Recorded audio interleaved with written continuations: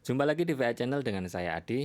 Di video kali ini saya akan membandingkan 3 mikrofon RTA. Ada mikrofon XCM 8000, mikrofon Paslab Reference, dan mikrofon Airwalk M30. Untuk perbedaannya seperti apa? Yuk kita lihat video ini sampai selesai.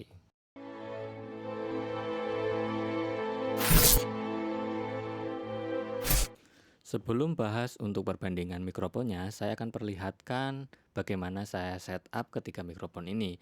Ini ada 3 mikrofon yang sudah saya gabungkan menjadi satu dan saya ikat dengan velcro. Ada mikrofon pertama, ini mikrofon Earthwalk M30 tipenya. Ini dari samping kelihatan untuk tipenya M30. Nah, di bagian belakangnya ini sudah saya koneksikan dengan XLR 3 pin yang saya masukkan ke input channel 1. Ini kabel warna coklat. Kemudian untuk channel 2-nya ini saya pasang ke Behringer ECM 8000.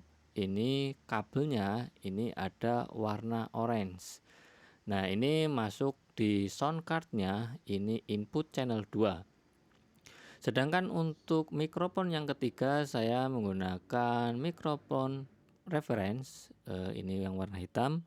Nah, ini saya koneksikan dengan XLR dengan kabel yang warna merah dan masuk ke input sound card yang nomor 3. Nah, kemudian untuk output referensinya saya menggunakan channel input 4 yang saya koneksikan langsung dari output 2 sound card masuk ke input 4. Kemudian output L-nya masuk ke speaker aktif Genelec, ini speaker studio monitor yang saya untuk tes. Kemudian USB sound card-nya masuk ke laptop yang saya gunakan untuk smart live-nya. Nah, ini sound card Roland Octa Capture 8 channel dan masternya saya setup segini. Nah, ini nanti saya tidak akan ubah lagi, mungkin saya akan tambah sedikit lagi. Nah, biasanya saya levelnya ini full, tapi kali ini saya hanya setengah aja. Nah, nanti levelnya bisa diatur di kontrol panel yang ada di laptop. Karena ini sudah connect ke laptop, maka di sini ada kontrol panel Octa Capture. Untuk levelnya sendiri ini channel 1 ini masih 0 dB, channel 2-nya ini sudah saya setup 10 dB, kemudian channel 3-nya 10 dB. Ketiga Phantom channel 1, 2, dan 3 semua sudah on. Kita lihat untuk cek yang lainnya, saya klik. Nah, di sini ada yang naik, saya turunkan terlebih dahulu. Kemudian saya kembali lagi. Nah, ini untuk setup sound card-nya ini sudah selesai. Di Smart Lab-nya sudah saya routing untuk 3 mikrofon. Nanti kita akan bahas untuk routingnya seperti apa, kita lihat. Nah, ini mikrofonnya ketiganya ini tepat di depan speaker aktif, dan posisinya ini sudah saya samakan. Ujung kapsulnya ini sudah sama. Nah, ini supaya untuk akurasinya ini hanya sedikit sekali toleransinya. Nah, kita masuk ke pembahasan yang di Smart Live-nya. Tapi sebelumnya saya akan tunjukkan di sini routingnya di Smart Live. Nah, saya masuk ke konfigurasi I/O-nya. Di bagian Smart Live input device-nya saya sudah koneksikan dengan Roland Octa Capture dan kemudian outputnya juga sama. Nah, di bagian measurement konfigurasi ini saya sudah siapkan 3 channel input. Satu ini untuk mikrofon M30, referensinya channel input 4, dan kemudian yang dua ini untuk SM 8000, yang ketiga ini untuk mikrofon reference. Saya oke. Nah, di bagian kanan ini sudah terlihat bahwa channel 1 yang hijau ini M30, channel yang bawahnya ini ECM 8000, dan reference yang terakhir yaitu channel nomor 3. Lihat di bagian sinyal generator ini sudah terpilih Octa Capture, kemudian output 1 dan output 2-nya ini yang saya koneksikan untuk referensi. Oke, kemudian saya on. Nah, ini posisinya sudah on semua dan ini coba saya kecilkan dulu untuk smoothingnya. Nah, teman-teman bisa lihat hasil respon frekuensinya. Ketiga mikrofon ini di posisi yang sekarang ini magnitudenya saya akan naikkan dulu supaya di posisi tengah untuk grafik yang bawah ini magnitude. Teman-teman, kita sekarang bahas untuk respon frekuensinya. Di sini ada sedikit perbedaan, tapi saya akan samakan terlebih dahulu. Untuk satu level ini ada sedikit perbedaan di level mikrofon yang ECM 8000. Sepertinya perlu dinaikkan sedikit lagi gainnya. Saya akan naikkan gainnya terlebih dahulu sampai ini pas. Nah, ini channel 2 saya akan tambahkan sedikit gainnya menjadi 10,5 dB atau 11. Lihat lagi di bagian magnitudenya, ini sepertinya kelebihan sedikit. Saya akan turunkan lagi menjadi 10,5 dB. Nah, sekarang ini respon frekuensi atau magnitudenya ini sudah mirip sekali di bagian low frekuensi, tapi di high frekuensinya ini tetap aja ada banyak sekali perbedaan. Di sini terlihat bahwa ada perbedaan sensitivity setiap mikrofon. Kalau M30 ini 0 dB, kemudian yang ECM 8000 ini 10,5 dB, dan juga reference ini 10 dB untuk perbedaannya. Supaya lebih jelas lagi, coba kita tampilkan ini dalam satu layar untuk magnitudenya. Nah, ini lebih jelas lagi. Saya akan save datanya ini terlebih dahulu. Saya namakan menjadi compare mic. Oke. Saya akan geser bagian kiri.